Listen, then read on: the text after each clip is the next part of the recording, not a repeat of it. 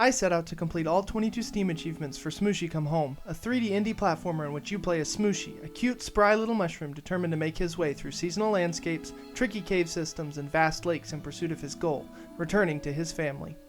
Along the way, I met lots of strange and unusual new friends, mastered the art of gliding and climbing, and also learned how to play with fire. Join me on my journey to complete Smushi Come Home.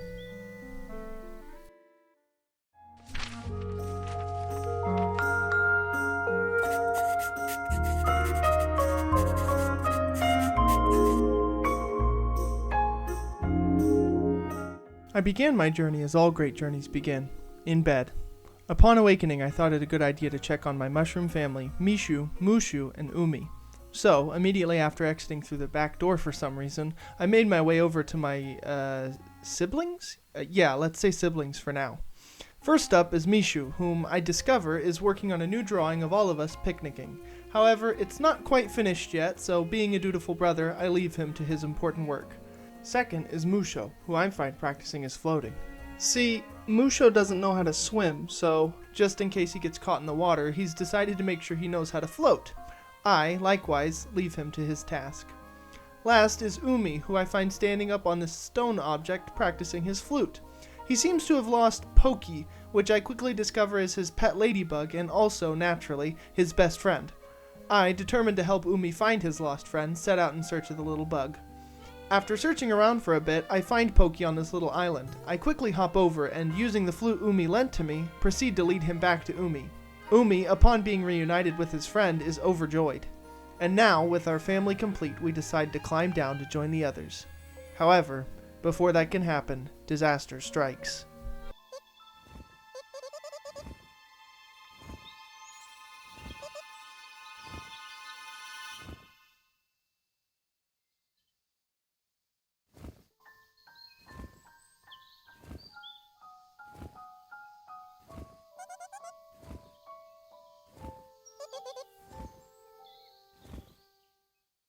I wake in the clutches of the bird, flying me to an unknown location, and despite my protests that I am, in fact, not food, the bird ignores me. Suddenly, we stop, and I am dropped into a nest filled with blue eggs. I, after surveying my surroundings, realize the horrible truth. I am lost. There is nothing to do now but to try and find my way back home. Soon thereafter, I decide that maybe it would be wise to get out of the potentially dangerous nest, and I make my way through the snowy landscape. I do a bit of light parkour and discover I can swim, so I follow the river down a waterfall to a new destination. I continue on my way until I came across this strange blue creature with antlers. He informs me that this place is actually paradise, a place where one can be alone with nature. However, once I tell him that I'm lost, he is sympathetic. He tells me that my best bet to get home is to find the nearby river. Hopefully that will lead me back to my home on the lake. He notices I am a little saddened by this prospect, but he quickly offers me some words of encouragement. Newly re-energized, my friend senses that I've got what it takes, and gives me a gift: the tools of the explorer. These turn out to be two things. One, hooks, which let me grab onto walls and gain an extra jump, and two, a paraglider, which lets me drift gently to the ground by holding the jump button. I thank my new blue friend and continue on my way. Soon enough, I discover something else, a tool of mining, a metal implement which allows me to break rocks to collect green and purple crystals.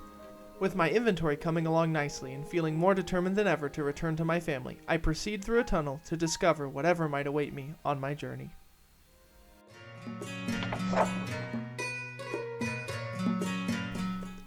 Upon emerging from the tunnel, I found myself in a lush landscape filled with lots of sunlight, mushrooms, and most importantly, a map. With this in hand, I could now access a map of the area I was in from my inventory. However, I didn't have too much explored at this point. I made my way through Mycena Entry, where I found another friend who informed me about these flower shrines which needed to be restored. I told them I'd keep an eye out for any others that needed restoration. I did some more exploring, cracking some crystals along the way until I came across a tool of writing. Soon afterwards, I found the snail documenting different types of mushrooms. He was very happy to see me, but informed me he was lacking a good way to write things down. I didn't need my tool of writing, and he seemed like a trustworthy fellow, so I gave it to him. In return, he shared with me the Mycology Journal, a new tab in my inventory which records each new type of mushroom I encounter, giving some information about the mushroom, a funny note by Smushi, and creating a new goal for me to accomplish. filling it out. Continuing on and exploring as I went, I came across another strange individual, an axolotl-looking fellow who informed me that the river I had come in search of was right through the tunnel next to him. Unfortunately, however, the tunnel was blocked by a giant lizard who refused to move unless I brought him a blueberry to eat. I had none of these readily available, so I left in search of what I needed. Next, I discovered a new mushroom, which I could now review in my mycology journal. I also discovered this purple gentleman who informed me of augmenters, items which would change my appearance and could be bought with purple crystals. He told me that augmenters speak to him in riddles, giving hints about their locations. I add collecting all augmenters to my to-do list. In search of blueberries, augmenters, and mushrooms, I instead find this locked gate which I can't access, which I suppose I'll have to come back for later. Soon enough, I find a blueberry, but it is being guarded by its chill mushroom owner, though he tells me he would be willing to trade it for some green crystals, 60 of them to be exact. Finding my wallet a bit short on funds, I set out in search of more. I also find an interesting looking mushroom here holding a couple round metal discs which they call old circular relics, either a currency of a past civilization or a frisbee, research in progress. They sense 2 more in the area out of their reach, likely higher up. I set out to find them. I climb up the nearby planks, breaking a crystal to lower this box to gain some extra height. I jump around a bit in search and use this flower bouncer to gain more height. That's when I spot it, an ancient relic, quite circular in size.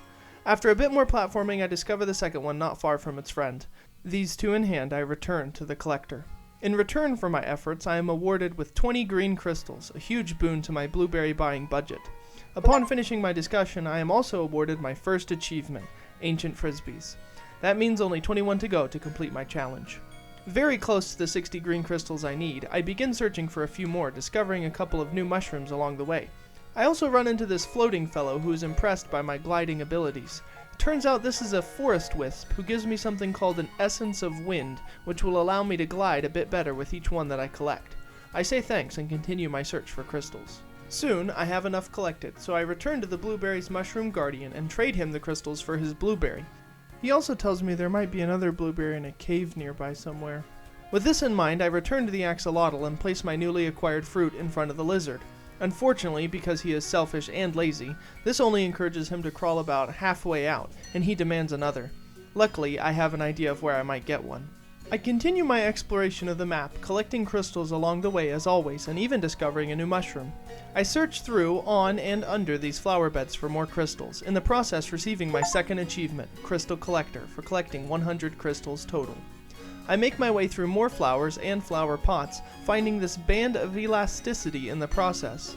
I make my way higher and higher until I came across a cave entrance and this strawberry-looking fellow. He tells me the entrance to the cave is, in fact, just to his right, but the pesky vines have covered it up. I'll need something sharp if I'm going to get through them. I make my way to Bolete Beach, where I come across a new type of mushroom, as well as a swordsman, quite convenient. He informs me that he is a master of the blade, but he's willing to apprentice me for 30 green crystals. This time I already have that many in hand, so I gladly hand them over and receive a blade of power in return. My new blade in hand, I cut down a nearby vine, discovering a severed hand? However, upon looking around, I discover this hand belongs to the nearby statue, who also appears to be missing his other hand as well. I return the first hand and quickly locate the second, similarly hidden away. With both hands returned, I am given a pink flower which I use to complete the nearby flower shrine. In return for these efforts, I am given a spore of energy. I have no idea what this does yet. I make the trip back to the cave, but on my way I spy another forest spirit on top of this bird bath. They, like their counterpart, also give me an essence of wind, increasing my gliding power. Now, finally, I cut the path leading to the cave and head inside.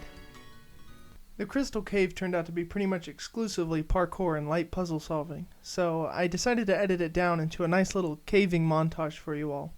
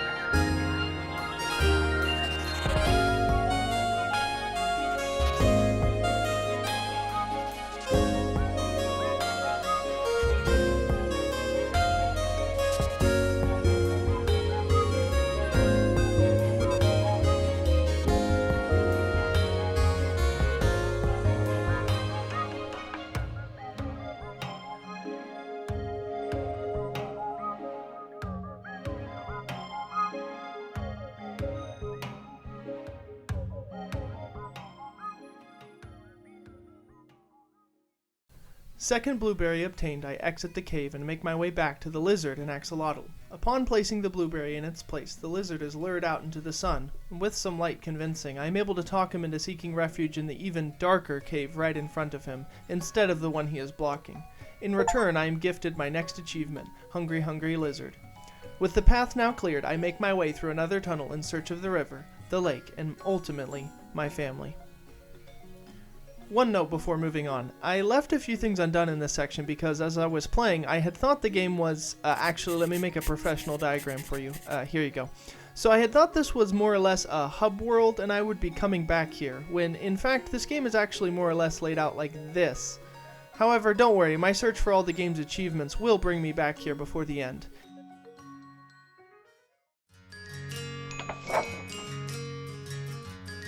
Upon emerging from the tunnel, I found myself this time in a landscape of orange and red. Similar to the last time I found myself in this situation, I immediately stumbled upon a map of the area. Once again, I had much to explore. I made my way out of this little cliff-guarded pathway and out into the open air. I veered over to the left, discovering a new mushroom here, and also this little guy. He turns out to be a big fan of nectar, which just so happens to be falling in droves from the beehive above us. He asked me to catch 15 of them for him, and I oblige him. In return, he gives me some nectarless green crystals, which he has no use for. However, before I head out, he tells me his record, 20 drops in 45 seconds.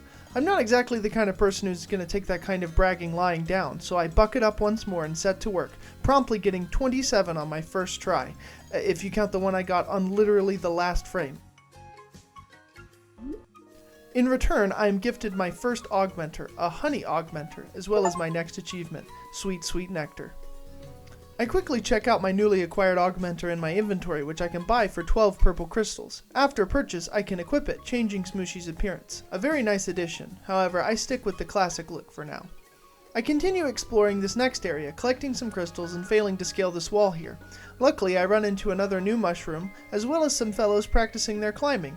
One offers to sell me his pristine climbing hooks for, what else? Green crystals, 60 of them to be exact. In need of some better gear, I accept his offer and receive the sturdy hooks in exchange to replace my rusty ones. I am now able to latch onto the wall twice when climbing, allowing me to reach higher than ever before. I return to the cliff face and scale it with ease. From this vantage point, I survey the area a bit, do a bit of crystal breaking, and make sure to check behind the waterfall for secret treasure. Up on top of the hill, called Maple Sanctuary, I run into a rather rude little rock who calls me a squishy little mushroom and tells me to get out of their sight. However, they are a rock, so their words don't really mean much to me as rocks are notoriously stupid. They also seem to be guarding a building which I can walk right into unheeded and which has nothing at all inside of it, further proving their unmatched levels of stupidity, moronness, and gross idiocity. Proceeding along, I discover a vined-off area which falls prey, as all vines do, to my needle sword. I head inside and discover a brick structure with no way else to go but up. I climb my way up and discover another forest wisp at the top who gives me another essence of wind in reward. This acquired, I head back out. I venture forward, exploring in a sort of clockwise manner until I come across another forest wisp. However, this wisp has used up their wind essence to create a gliding game, where you must fly through different loops without touching the ground once. They also, rudely, steal my current stash of wind essence to even the playing field.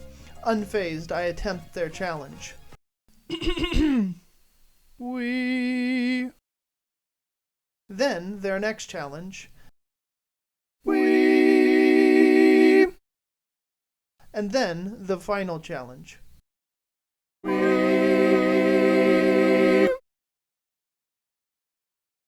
No problems. In return for my prowess, I am gifted a super essence, which is to essence what sporks are to all other utensils. This allows me to gain a little boost when I open my glider with full stamina, something I proceed to use incessantly for the rest of the game. I am also gifted my 5th achievement, a flying mushroom, for completing this task. I took the opportunity to look around for a bit and discovered another new mushroom nearby, my collection coming along quite nicely. I also managed to snag another achievement, Crystal Connoisseur, for collecting 200 crystals total. I also found this seashell, which I can't do anything with yet, and this gentleman toasting himself by a fire. He is also, of course, friends with the fire, whose name is Steve and who likes my mushroom cap. He, the green guy, not Steve, tells me that he created Steve a week ago using a fire starter. He has an extra one which he is willing to sell me for 30 green crystals. I accept his offer and receive my very own fire starter in return. I climb on Steve's shoulders, basking in my newfound power as a fire lord. I immediately use my fire starter to fire up some nearby incense burner things which I had stumbled upon earlier. Once all of them have been lit, a spore of energy appears which I grab. I still don't know what these do, but apparently neither did Smushi, and after a puff of green smoke, I am told that by collecting these spores, I have now unlocked sprinting. Later on, I come across a hole looking for an acorn. Actually, 2 acorns. I assume there is something in the hole, but I can't be 100% sure. I also make my way through this little offshoot path and discover another forest wisp, who, like the rest, gives me another essence of wind, which I promise to take good care of. Emerging from my little side path, I come across more rocks. I approach apprehensively. This rock turns out to be just as bad as the last, demanding I give him a secret password and yelling at me when I don't have it. However, this other little guy tells me that guy's a dingus, and I'm better off asking the old leader for the password I need. Unfortunately, I think I have a good idea who that might be. Circling back, I come across an acorn tucked away behind some vines. I quickly bring it to my holy friend and drop it in. He is thankful, but tells me there's one more nearby. I search around for a bit and find it just above the hole here. I return, falling in the hole myself, which luckily doesn't eat mushrooms, and give him the second acorn. In return, I am given my next achievement, Nutty for Acorns, as well as another spore of energy.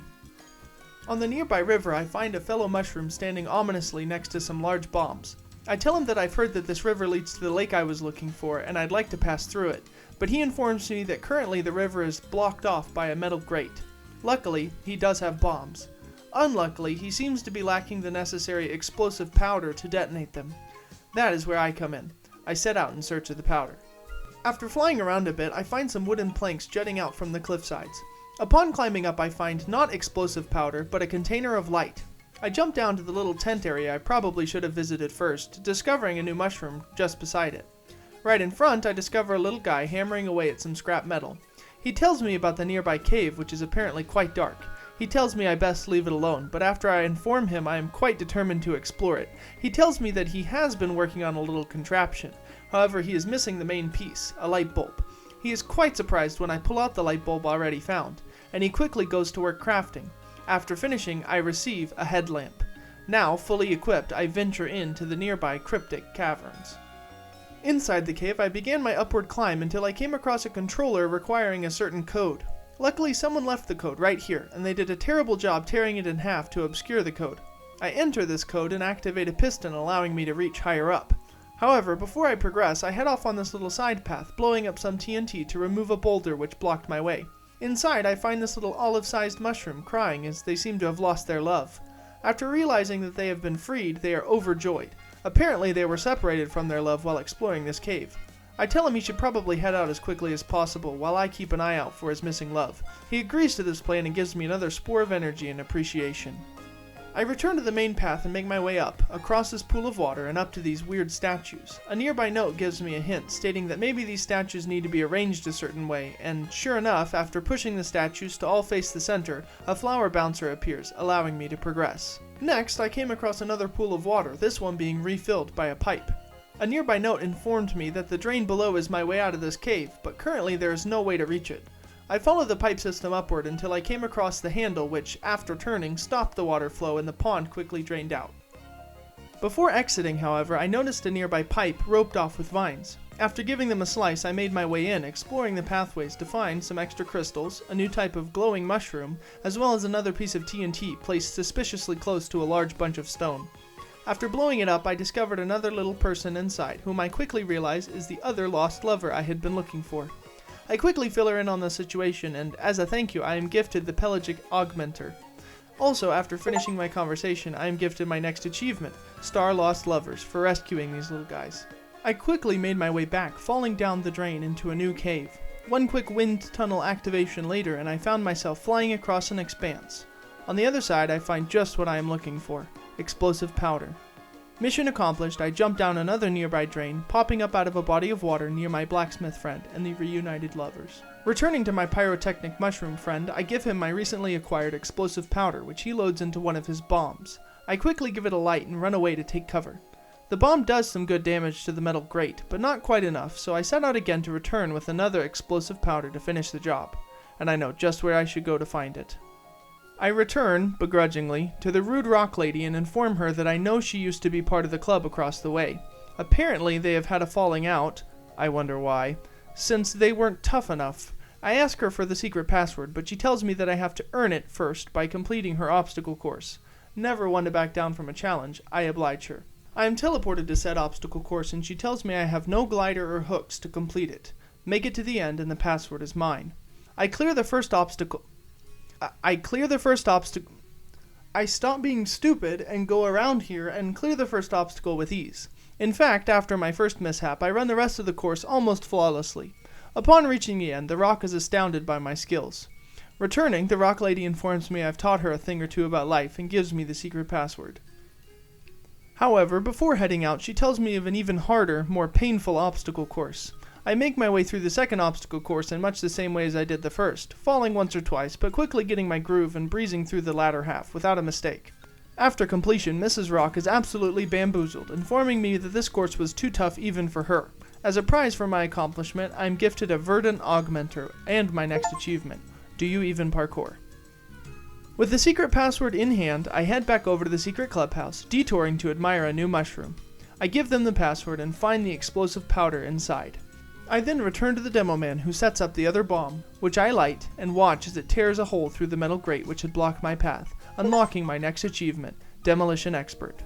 Mission successfully accomplished, I make my way through, hoping to find the lake, my island, and my family on the other side.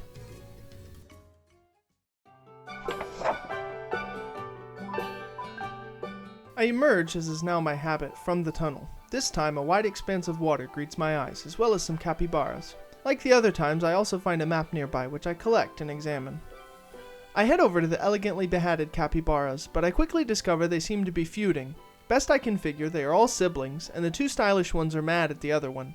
The bucket one for not hanging out with him, and the flower one for destroying her sand sculpture. They both quickly get frustrated and storm off in a huff. Left alone with the remaining one, we bond over our shared having of siblings, and I am told some good news. Apparently the capybara knows where my island is. Although before he takes me there, he asked me to give him a hand with his issues first. Since he did ask nicely, I decide I can stick around a bit longer to help him out. The other two have run off to different islands around the lake, so my new friend offers me a ride on his back, as he is a much faster swimmer than I am.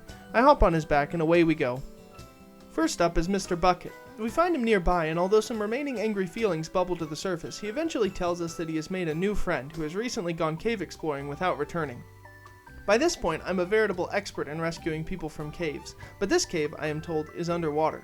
I am also told that there is a water sensei nearby who can teach me the mysteries of diving, and I decide to track them down before proceeding. Returning to my capybara, we set out to a nearby island which has a good, watery vibe. It is also called Diver's Locust, so I feel pretty confident this is where I'm looking for. Sure enough, I find a lizard dude here giving diving lessons. He says that anyone can breathe underwater. All they need is something called water essence. All I have to do is get some, put it on a shrine, and then I'll be able to breathe underwater. Fortunately, he has some extra, which he sells to me for 20 green crystals, a mere pittance, and I receive an essence of water. I approach the shell shrine in the middle of the island and place the essence of water into it. In response, it sends out a wave of water, granting me the ability to traverse underwater around the island I am on. I return to the lizard man, who tells me he set up a little challenge to help me get my sea legs. Turns out he's hidden 3 red rocks underwater, which I must find and return to him. Easy enough, but then I'm told I'll be timed, and my hands get all sweaty and clammy, and my throat starts going dry, and I can feel my heart beat louder and louder, and all around I feel an overwhelming dread for no good reason, just because I'm now in this situation. I set out at once, diving into the water and searching around for the rocks. I quickly find my first and return it to the circle. Then I locate the second one, return it, and I dive once more, easily spotting the last one on this rock. With the last rock retrieved, with tens of seconds to spare, the lizard congratulates me on my newfound swimming skills. He also gives me a Claveria Augmenter for completing his challenge, and the game gives me an achievement, Mermaid or Mushroom, both, for my troubles. Afterwards, I do a little bit of leisurely exploring before I remember there's a spelunker in need of rescue. I quickly re-embark and journey back to the previous island. On the island, I find another shrine, which I activate and get to swimming. Underwater, I discover these statues which appear to be missing something. After some looking around, I find a glowing orb which I quickly return to the statue and place in its holder. The statue rewards me by poofing a new mushroom type into existence, this time an underwater one. Making the rounds, I discover 2 more statues and 2 more orbs, which I quickly reunite with each other. This accomplished, an opening, which I can only assume leads to the secret cave, opens. I have no idea how Mr. Bucket's friend got in here before me, but I decide not to question it. I make my way into the cave, scaling the rocks and metal materials, and even navigating through this pipe system. I find some more crystals as well as this keyboard with some weird sheet music next to it, missing a few key components. I debate trying to just brute force it, but decide it's not worth the effort and begin my search for the rest of the note. I quickly find the missing pieces scattered around nearby and return them to their places. Note restored, I play the little melody, and an ink augmenter appears on the floor nearby. Further on, I discover Mr. Bucket's friend stuck in a ditch. I make my way higher and higher in the cave, adjusting some pistons to continue my ascent, and activating another fan to cross a large gap, eventually making my way back outside. Here, I meet a rotund fellow roasting acorns and relaxing. Luckily, after I relate to him my situation, he informs me that he has some extra rope on hand. However, he needs the rope to collect his delicious seasoning from the nearby pond. I propose a deal. I'll collect him a bunch of seasoning in exchange for the rope. He finds this deal agreeable and offers me a nearby bucket to assist me in my task. Proceeding to the small island on the pond, I activate the shrine, grab the bucket, and begin my dive. From the counter, I learn I must collect 600 of the little seasoning things, but as it is quite satisfying to swim around collecting this stuff, this doesn't much bother me. Perhaps my new relaxed friend is rubbing off on me. Soon enough, I have the seasoning collected, and I return to the blue fellow. He's quite happy with my accomplishment and gifts me the rope, actually an old string, as he had promised. Quickly returning to Chungi, apparently that's his name, no judgment here, I attach the rope to a rock and he climbs up, adorably. For rescuing him, I receive my next achievement, Chungi's Savior. I exit the cave to find Chungi, Mr. Bucket, and my stallion enjoying a nice picnic. During this meal, the two brothers have had a bit of a heart-to-heart, forgiving one another and deciding to move past their disagreement. One sibling satiated, I hop back on the capybara's back and set off in search of the sister. We make our way over to a new island where I discover a delightful new mushroom as well as a yellow, onion dude? I don't know. Anyways, this fellow is a vendor of goods, a sort of late-game money sink, if you will. Due to my incessant crystal collecting, I happen to have enough for both items he is selling, and I receive another Spore of Energy and Essence of Wind. In purchasing the Essence of Wind, I unlock my next achievement, One with Wind, for acquiring all wind essences. I do some more exploring around the island, almost immediately receiving yet another achievement, Crystal Crazy, for collecting 400 crystals total.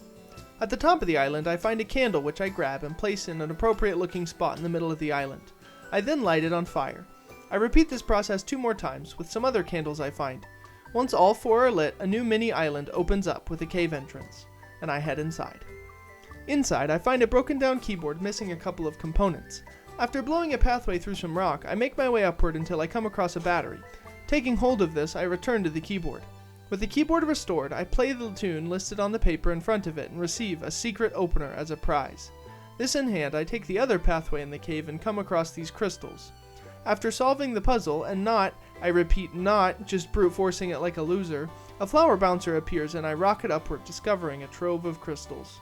I make my way out of the cave, returning to my friend, and we quickly make our way over to the other nearby island. Here, we find his sister, still mad about her sand sculpture which was accidentally destroyed by SS Capybara here. She's trying her paw, at sand sculpting once again, and to make up past offenses, we offer to help. She says she is in search of something magical to give her sculpture that last spark, and has heard rumors of sacred orbs nearby somewhere. In fact, there is one on the very island I am on. We decide to set out in search of the orbs. I make my way through the island, discovering another new mushroom in the process, before coming across this little bug-like lady. Apparently, she is well aware of the sacred orb I am looking for, as it is on the shrine at the top of the mountain. However, a corruption has since blocked the path, making it difficult or impossible to reach. I set out to accomplish this task. Making my way up, I come across another shrine which appears to be missing a rock. I also get my first look at the aforementioned corruption. I run around breaking the corruption meteors? Close enough. And once done, some vines retract, revealing the missing stone. I quickly return it to its place, proceed through the waterfall, and into a newly opened entrance. Inside, I find a new multicolored mushroom variant, as well as this unfortunate fellow who has eaten some corruption-tainted food and suffered the consequences. Fortunately, the damage appears to be just surface level, and I should be able to help. I make my way upward, entering this small room, lighting some incense and grabbing it, using the smoke to dispel the noxious effluvium surrounding me. Once dissipated, a flower bouncer appears, allowing me to reach another spout handle. Activating this, water pours onto my friend, cleansing some, but not all, of his corruption.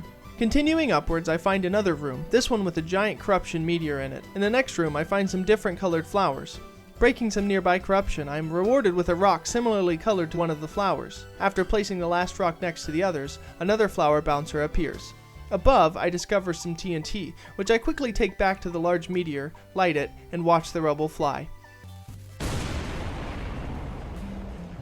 I take the flower bouncer, which appears upwards, discovering another handle.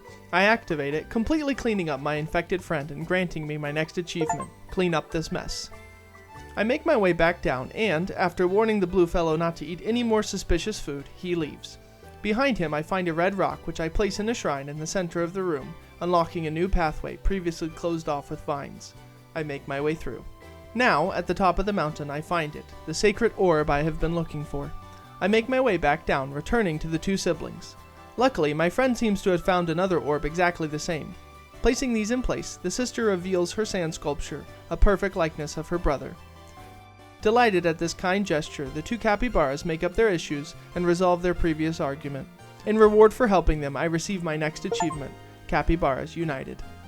The final reward, however, is even better. My friend tells me to once again hop on for one last little journey. And, as we take off, I eagerly wait in anticipation of finally being reunited with my family.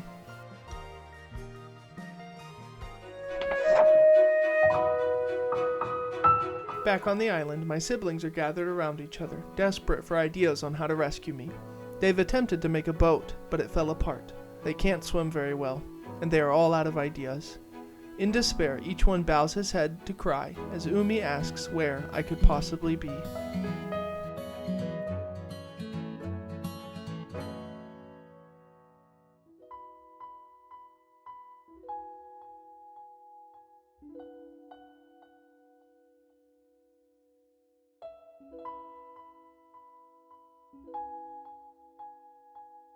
After recovering from the hug/tackle, my siblings and I make a circle. I tell them I knew I would always make it back with such a great family to come back to. They are also quite interested in my story, which, I tell them, is a long one. Mishu, Musho, and Umi all settle down, ready to listen to my tale of adventure as the game fades to black and the credits begin to roll.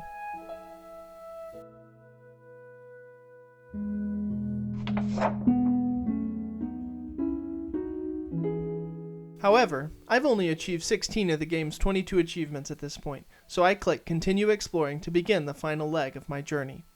Upon logging back in, I find myself talking to Umi, who has found something washed up on shore. This turns out to be a magic conch, which unlocks the ability to fast travel between different areas. I open it up and make my way to the Garden of Spring to finish anything up I might have missed. The first thing I do is make my way up onto this large pole, which I happened to miss the last time I was here. On top, I find this leafy fellow, surprised I even made it up here at all, working on some sort of contraption. This, I discover, is a launcher device made for, launching things. Turns out this little guy really enjoys eating strawberries and is attempting to shoot down the strawberries across the way in order to eat them. However, he is missing a crucial part of his contraption, which I just so happen to have. Finally putting my elastic band, which I picked up long ago, to good use. With the contraption finished, my friend asks me to shoot them down for him since his aim is terrible. So, I take aim and begin pelting the hanging fruits, making sure to avoid shooting my strawberry-looking friend nearby. With all the strawberries shot down and somehow hauled up here, my friend thanks me and gives me a strawberry augmenter. I end up liking this augmenter so much I decide to wear it for the rest of my playtime. I also receive an achievement, Crazy for Strawberries, as a reward.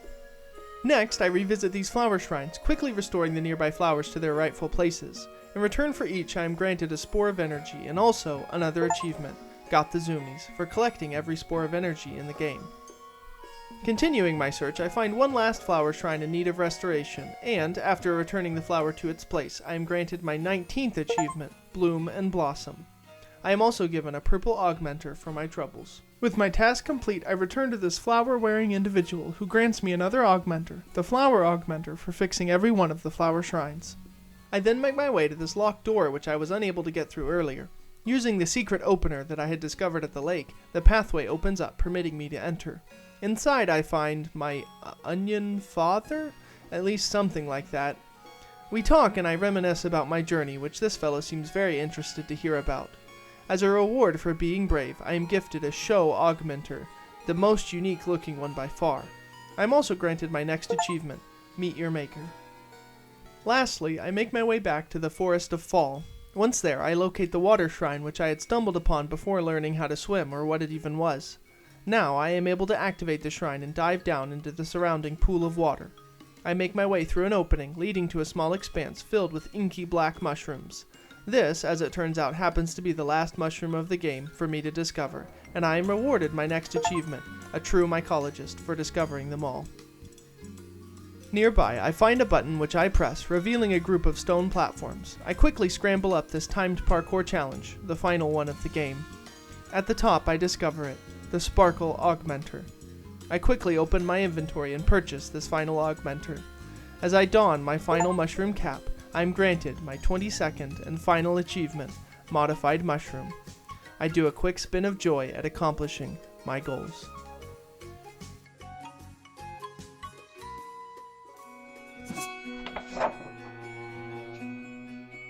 Returning back home, I take a survey of all my family, new friends, a ladybug, some capybaras, a chunky, and I can't help but feel a sense of joy at the journey I have been through. Sure, it is never good to be separated from those you love, but I wouldn't have grown so much without the adventure. As Smushi so aptly put it before, I'm kind of glad I got lost. I, for one, am also happy. Happy I got lost, happy I've been found, and happy to have learned so much and met so many along the way.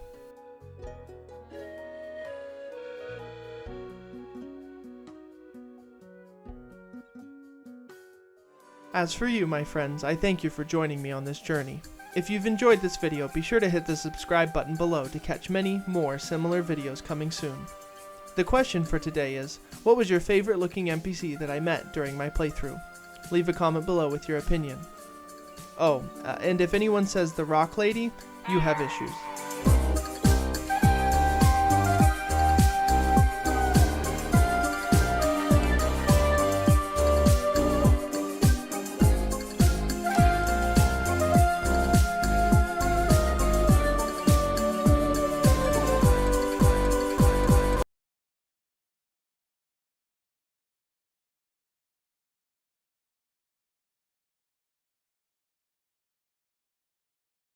Wait, why don't I have all the achievements?